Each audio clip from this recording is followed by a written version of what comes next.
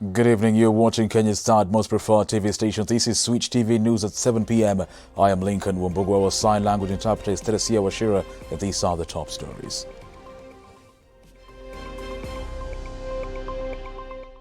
"2022 politics heat up as Deputy President William Ruto calls President Kenyatta out, asking him to focus on national matters rather than NASA leaders." On our special feature tonight, we go undercover to bring you the Homebreakers of Kiambu. Kenya Simbas keep their repechot dream alive by thrashing Zambia 45-8 on home soil. Glad you're watching. 30 minutes of the broadcast begins now. Deputy President William Ruto has asked National Super Alliance leaders to sort out their issues without involving President Kenyatta. The Deputy President said President Kenyatta has very demanding responsibilities of serving more than 45 million Kenyans and not just a few leaders. Majibu Kitsao with more. Political temperatures continue to jump up as 2022 politics continue to heat up. Today, Deputy President William Ruto has accused NASA principals of misguiding the president. The DP has said it was not the duty of the president to resolve opposition leaders' problems but to work for Kenyans. For that is why he was elected the president. Watu 5, 6 wanamsumbua rais ati tubadilishe katiba kwa sababu ya tamaa yao ya kutafuta vyeo. Saa hizi hiyo imeshindikana, tena wanazidi kusumbua rais saa hizi ati sisi utupange kama watu ya NASA. Sasa rais anasumbuka na hiyo watu kujaribu na hawaelewani, kila mtu wako na tamaa, huyu wako na tamaa. Huyu mwingine anasema sijui yako na risasi ngapi. Ule mwingine anasema hawezi kufanya kazi na huyu mwingine. Sasa wanamsumbua rais badala ya rais kufanyia kazi wa Kenya. Sasa rais amekuwa ati anashughulikia watu 5 hapo kujaribu kuwapanga na tamaa yao na kiburi yao na mambo yao ya ego kubwa, mpaka Kenya imekwama kwa sababu wanaume wachache hapo wanazunguka wakitafuta mambo yao. The DP also defended his routine of gifting churches whenever he attends Sunday services. Wakati mnatafuta kura, mnaenda mnapatiana shilingi 100 ama 50 upigiwe kura. Na hiyo si handout. Usemi ni handout. Lakini kanisa ikisaidiwa ama mama mboga asaidiwe ama mtu ya bodaboda asaidiwe afanye biashara, mnatuambia ati ni handout. The DP spoke at New Bridge City Chapel, Kiambu Road, and African Holy Ghost Christian Church in Huruma, where he had attended a Sunday service. Majibu Kitsao for Switch TV. Thank you, Majibu Kitsao. Still on matters politics, leaders and members of parliament allied to Imani National Congress Party leader Musalia Mudavadi have called for a NASA walkout, saying the alliance has outlived its purpose. Speaking at Jesus Teaching Ministry in Nairobi, where they had accompanied ANC party leader Mudavadi for a church service, the MPs say the alliance was rendered useless when one of the principals joined the government through the handshake. Take a look. Nitoboe nisitoboe. Apostle, chama chetu kimekuwa kwa ndoa ya miaka 5, na hii ndoa tumekuwa tukipigwa ndani ya hiyo ndoa. Bwana yetu analewa, anakuja anatupiga, hatupati chakula, ile chakula kidogo tunapata anakula peke yake. Hata wakati tulikuwa natarajia sasa matunda ya familia inakuja, yule bwana yetu akapata mpango wa kando, akatuacha kwa mataa. Na ndio maana mkiniona nikitembea hapa na Musalia Mudavadi alina macho 2 tazama, na alina masikio 2 sikiza. Dalili ya kuwa nini?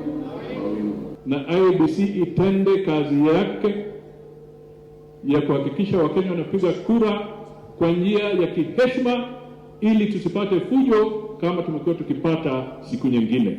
Wakenya wachague viongozi ambao wanawataka kwa njia ya heshima, bila kumwaga damu, bila kupigana. Kaiti Member of Parliament Joshua Kivindo has accused Raila Odinga of gate-crushing President Kenyatta's tour over Ukambani. During the president's tour at Ukambani, Odinga surprised many local leaders after arriving a few minutes after the head of state. The president had already signed the visitor's book and was holding a short briefing meeting when Odinga's chopper jetted in. Unexpectedly and unaccompanied, he walked into the tent where the president was meeting other leaders. The Kaiti legislator has now told off Raila Odinga for what he termed as following the head of state wherever he goes, even without invitation.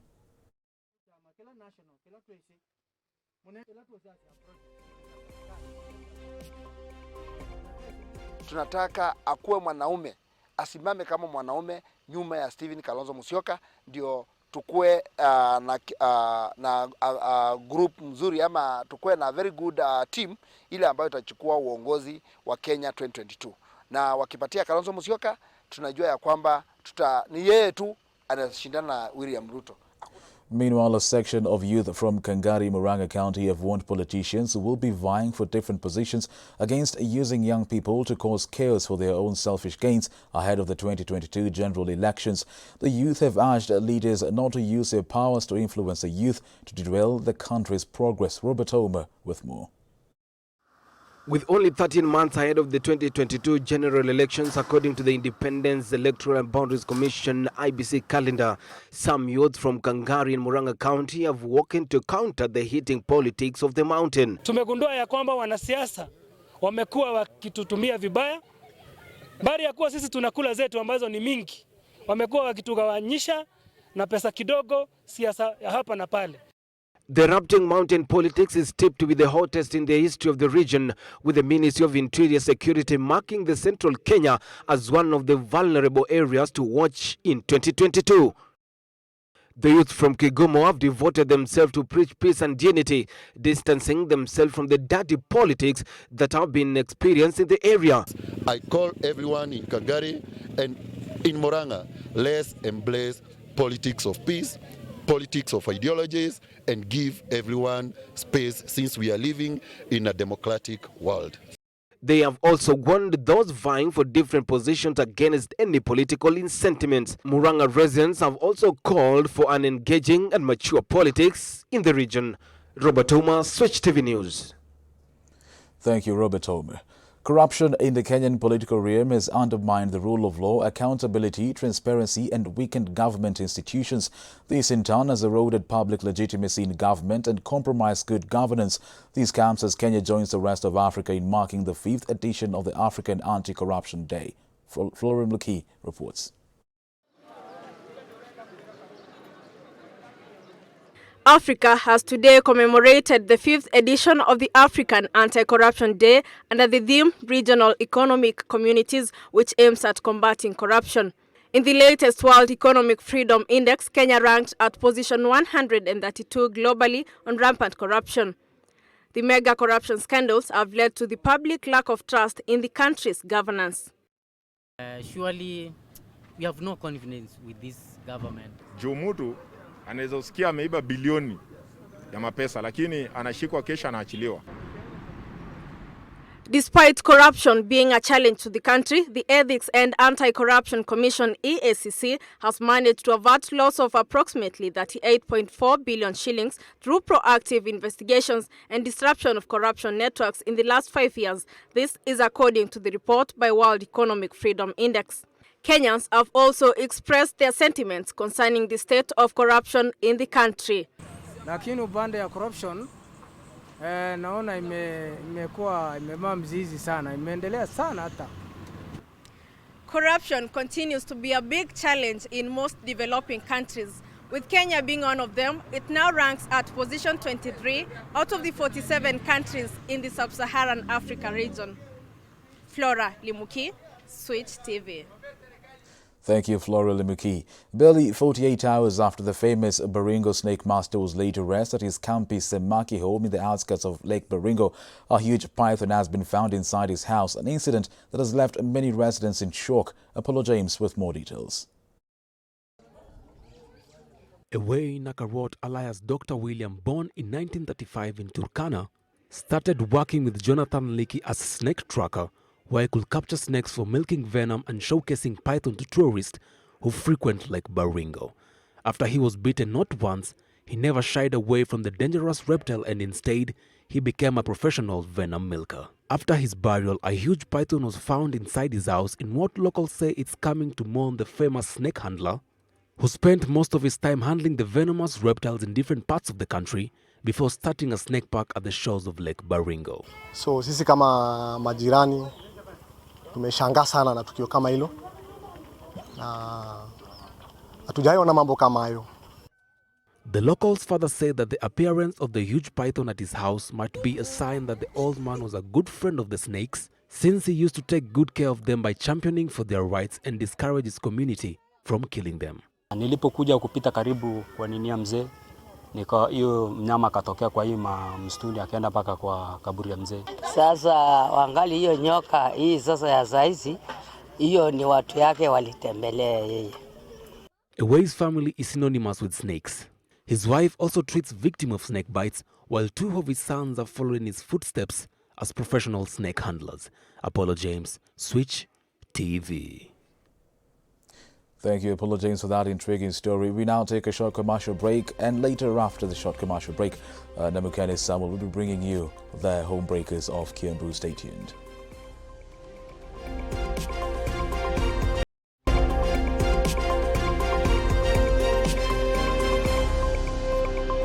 Welcome back, and thank you for keeping it Switch TV. There's a problem in Kiambu County. Alcohol and other hard drug addiction are on the rise. This is adversely affecting families in this region.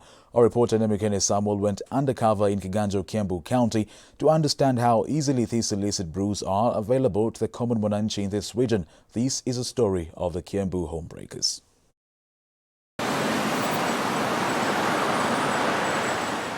Last month, our news desk got testimonials from two men in Kiambu County. They are both from well-off families in the mountain region, but claim that alcohol and other hard drugs are slowly eating their lives away. Alcohol has destroyed men and women of this region, and families have been broken beyond repair. This prompted us to go undercover in Kiganjo town in Kiambu County to unearth what is ailing the men and women in Kiambu County. Ironically, Kiganjo is home to the main police college in the country. My name is Namukana Samuel, and this is the Kiambu Homebreakers.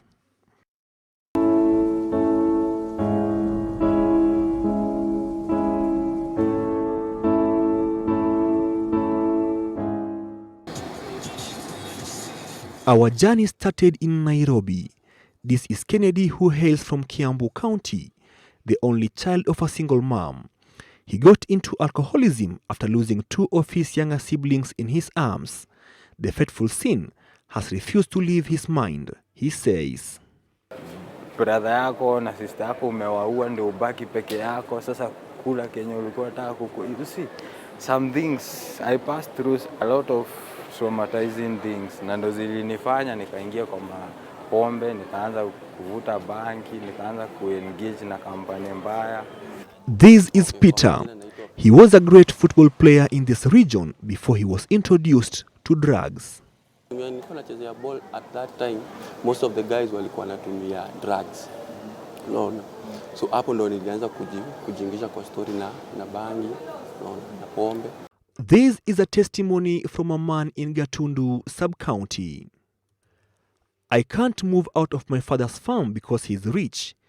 I did not join the university because after Form 4 my dad opened for me a wholesale to sell shoes and also gave me a car to use for my transport needs. 4 years down the line my business collapsed and I had nothing to do but just sit at home. I later married and I stayed with my wife in my dad's house. I am 40 years old. I am regretting because I can't move out because I have been a drug addict since Form 2. I can't do anything on my own.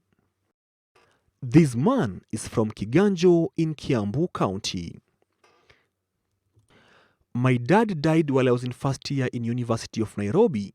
He left a farm and rental houses in Ruiru that I was to own. My mom came back after 6 years and I had sold half of the property. I used the money to party and enjoy with my village peers. My mom came back and froze all the assets. I was so depressed. I was already an addict. I could only afford Muratina. I am hopeless, but I believe opening up will help me change. This problem is worse in Kiganjo. We head off to Gatundu sub-county to meet Father Peter Mwigai, the parish priest of the Martyrs of Uganda Catholic Parish, the home parish of President Uhuru Kenyatta. I have no record of so many families and homes that have experienced breakages because of alcoholism. Yes, somebody may doubt. Father Peter claims alcoholism in this area is more of a traditional problem. I put it whatever. To me, when I came here 3 years ago, you can actually see it is a little bit traditional. But it has been actually continuing slowly but surely in the villages, and they are very comfortable about the same. So nataka nianzie kule chini. Father Peter's sentiments prompted us to get to the bottom of this behavior that was adversely affecting the livelihoods of people in this area. We visit Kiganjo town to discover how easily the illicit brews are available to the local mwananchi here. I posed as a bad boy who wants a drink to party during the weekend. This is part of our undercover strategy. We meet this young boy and request him to take us to the nearest center where Muratina is sold. He agrees, and I hop onto his motorbike and head to an unknown destination. On our way, another young man hops on the same motorbike behind me, so at this point I can no longer record as I am sandwiched between the two.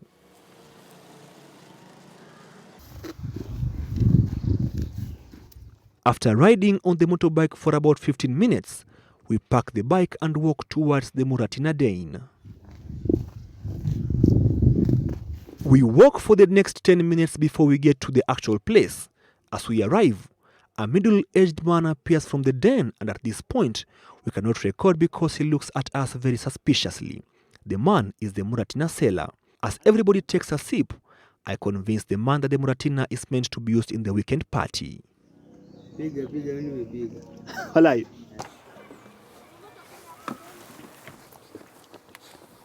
In less than an hour, we were able to acquire this bottle of Muratina.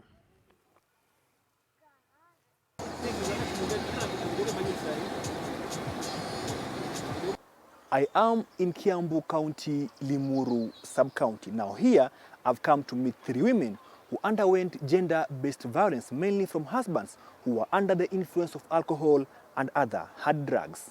Follow me. The impact of alcohol and substance abuse in this region is mainly affecting women and children. Lakini kuna wakati ilifika akaanza kuvuta mbangi na kukunywa pombe. Sasa kifika kwa nyumba kila saa ni vita, hakuna kusaidia. Mkifika hata chenye mmetafuta cha kukula anakuja anawavuluga, mwezi kula. We will call her Jen. Jen was raised by her grandmother in the village, but due to financial constraints, she could not proceed with school past class 8, so she dropped out of school at grade 8, and so she was exposed to early marriage, and this was where all hell broke loose. Siku moja akakuja na panga kwa nyumba, kama amevuta bangi, ameshika kwa mkono. Akatuambia nyinyi nyote nje. Tukatoka nje, tukalala kwa neighbor.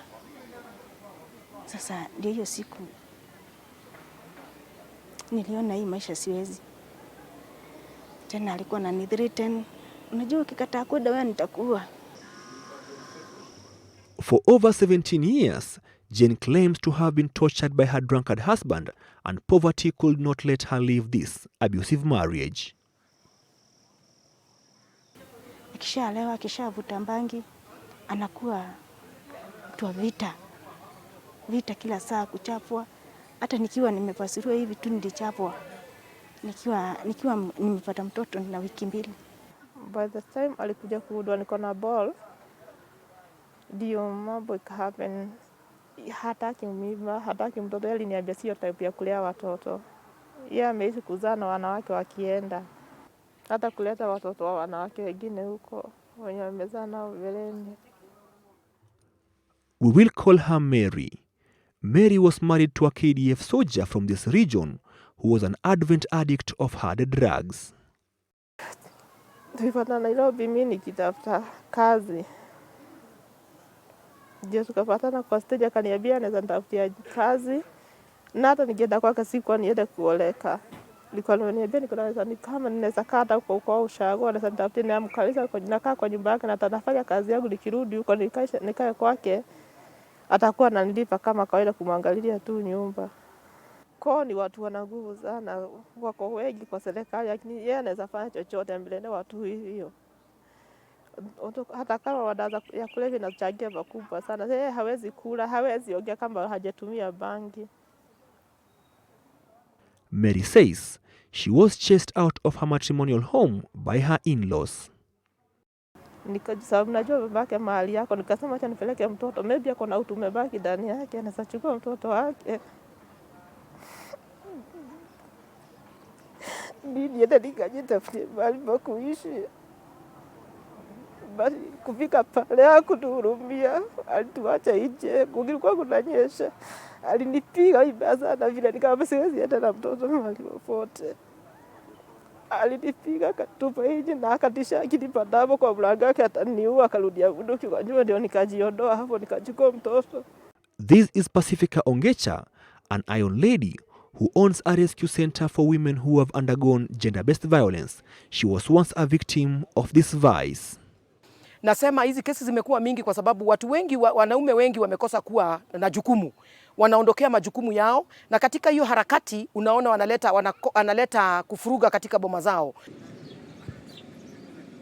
Back in Gatundu, Father Peter says the church has taken the center stage in the fight against alcohol abuse in the region. The boy child. I am working with the men of this parish and the Catholic Church. They are called Catholic Men Association, CMA. We have a team, and all of them, we are cooperating to see that we are taking care of our boy child.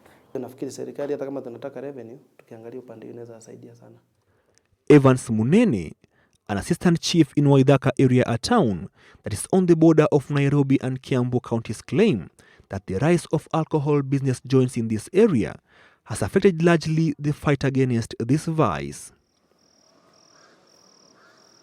In a certain area unapata vilabu zinakuwa mingi sana. Lakini sasa ile shida iko ni sababu sisi kama upande ya administration hatuna control ya license ngapi zinapewa in a certain area. Although tuna raise complaint, wakati tumeona inaleta public outcry, tunapeana hiyo complaint kwa the licensing body. Do you remember our initial case studies, Peter and Kennedy? Peter now owns a rehabilitation center in Waithaka, and Kennedy is now in rehab trying to revamp his life. Namukana Samuel, Switch TV, Nairobi.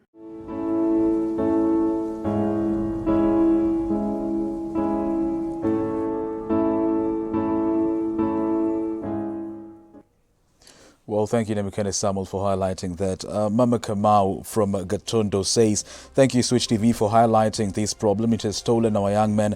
Jacinta from Murang'a says, it is the same here in Murang'a County. Please come and highlight the same.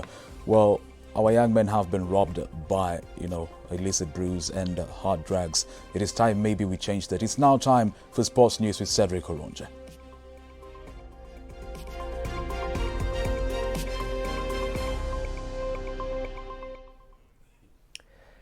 Many thanks for staying with us. My name is Cedric Oronja, and now let's get sporty. The Kenya Under-20, also known as Chipu, have retained their Bathurst Cup on home soil, clinching a narrow 21-20 victory over Madagascar to have the final laugh. Earlier on, Madagascar ladies clobbered the Kenya Lionesses 10-0, making it 2 wins in this year's Rugby Africa Women's Cup. Elsewhere, the Kenya Simba opened yet another memorable act, reviving the 2019 RFUA encounter by thrashing Zambia in a one-sided encounter that saw Kenya draw first blood through George Nyambwa. Simba's displayed an incredible back lineup with KCB's young tech Samuel Asati turning up with the number 13 jersey, Fijian magician John Kubu at 10, Brian Tanga at 11, Dominic Colson at 12, Darwin Mukiza at 14 and Charles Kuka at 15.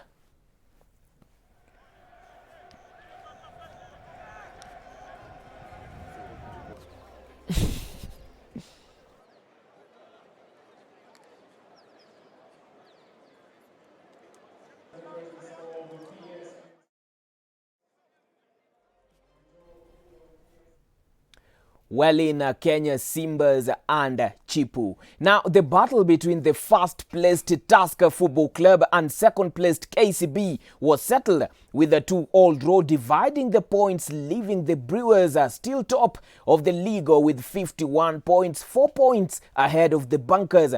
In other EPL and in other KPL encounters, Patila Omoto's brace and a solo from Eric Kapaito helped steer Kariobangi Sharks 3-0 past the Mailmen. Meanwhile, Kakamega stand tall at position 7 with 34 points after dealing with Mathare United 4-2. Now crossing over to the big one, because ahead of tonight's Euro 2020 finals, which will see Azuris clash with England at exactly 10 p.m. This is what Kenyans are looking forward to. Ring na mimi kwa maoni yangu naona wanaweza chukua England juu ya Hurricane, juu mimi najua Hurricane ni mbaya huko hivyo. Juu Hurricane mimi namwaminia tu. Juu naona England watachukua.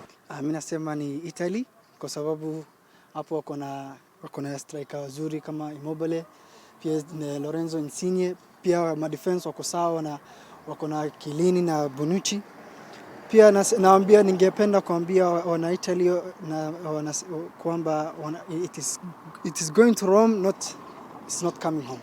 England watashindwa Italy sasa na juu ya Harry Kane, wako na good players like Sterling, Harry Kane, wako na good defenders like Maguire, Stones. Yeah, England will win, I think. Now, what started on June 11 ends tonight. Italy take on England at Wembley Stadium in London in the final of the 2020 European Championship.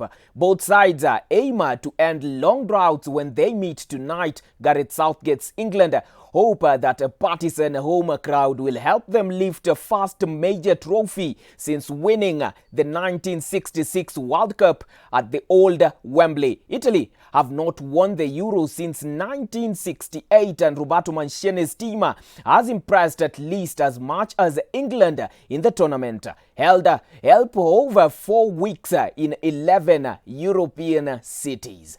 Take a match. It was the opening game of the Euro, and so it was a pretty tricky game. This is a final, which I think is slightly different. So I'm not nervous. Sterling, their main danger man. England are a good side,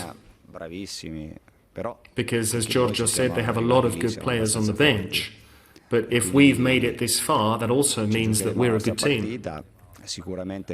Wembley, the new Wembley is... when we started 3-4 years ago, we had people throwing paper aeroplanes. They weren't behind the team. There was an apathy towards the team. Now the energy in the stadium is fantastic, and that's so important for the players. You know, they need to feel that. They need that warmth, that support, and it has definitely helped inspire us during this tournament. Thanks, Aaron. Now, in regards to tonight, may the best team win. Now, over to some news that might have settled the Ronaldo and Messi debate, because Lionel Messi finally claimed his first senior international title with his country in his 10th major tournament. Messi helped end Argentina's 28-year spell since they last won the competition and was named a player of the tournament after his 4th goals in the competition. The Argentine talisman has beaten his former teammate Neymar to win the 2021 Copa America Golden Boot Award. Lionel Messi and Neymar went into the final with 4 and 2 goals in the 2021 Copa America respectively. Both failed to get on the score sheet on the night. but it was enough for Messi to finish as the top scorer of the tournament. Messi was named the Copa America Golden Boot winner courtesy of having more assists to his name.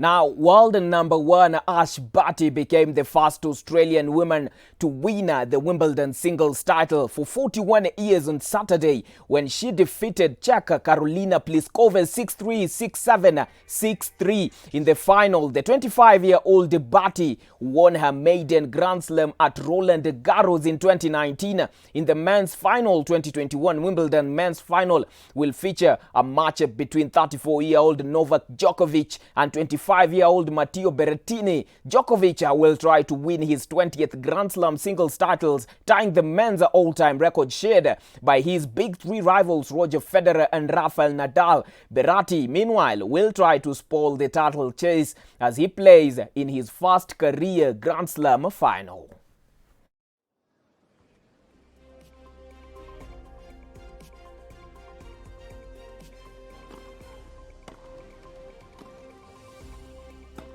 Many thanks. That is all we had for now. For more Sporting Desk, do have yourself a blessed night and a great week ahead. My name is Cedric Oronje. Back to you, Lincoln. Well, thank you, Cedric. Sports News by Cedric Oronje wrap up our news broadcast tonight. Many thanks for watching. I am Lincoln Wambogo. Our sign language interpreter is Teresia Washira. My producer has been Safi Gudana. Good evening.